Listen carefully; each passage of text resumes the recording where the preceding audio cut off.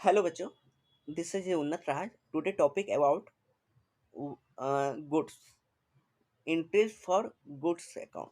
Okay, तो goods purchase करते हैं तो परचेज अकाउंट लिखते हैं। और अगर गुड्स सेल करते हैं तो सेल्स अकाउंट लिखते हैं।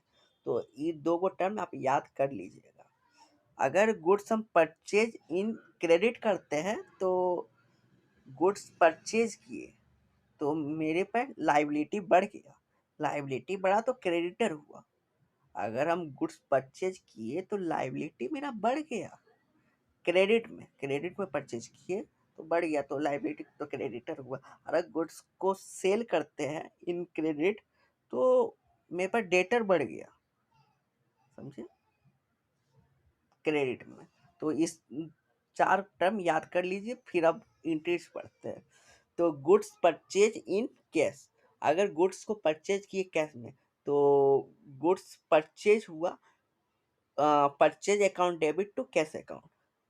कैश मेरा डिडक्ट हुआ। अगर गुड्स परचेज करते तो कैश मेरा घटता है, इसलिए कैश को मैं क्रेडिट किया और गुड्स परचेज को मैं डेबिट किया, इसलिए purchase account debit to cash account. Goods purchase in credit, purchase account debit to creditor account. Okay, and अब गुड्स सेल में जाते हैं। Good sold sold in cash, good बिका कैश में।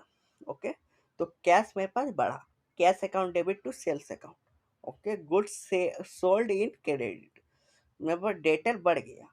अगर मैं सोल्ड किया क्रेडिट में तो मेरे पास डेटर बढ़ गया।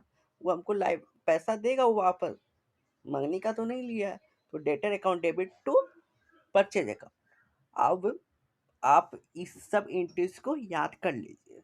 फिर आप पढ़ूंगा गुड्स होता क्या। गुड्स एक थिंग हुआ, सामान हुआ जो रीसेल पर्पस के लिए, पर्पस के कारण से हम खरीद बिक्री करते हैं, खरीदते हैं, रीसेल के लिए खरीदते हैं। Goods is the thing that think resale purpose. Okay, तो गुड्स ही हुआ। गुड्स एक शॉर्ट टर्म एसेट है, वो वन अकाउंटिंग ईयर में चेंज हो जाता है, खत्म होता है, उसको गुड्स माना जाता है। तो गुड्स में आप परचेज और सेल्स और debtor and creditor cash term आप देखिएगा। Thank you, have a nice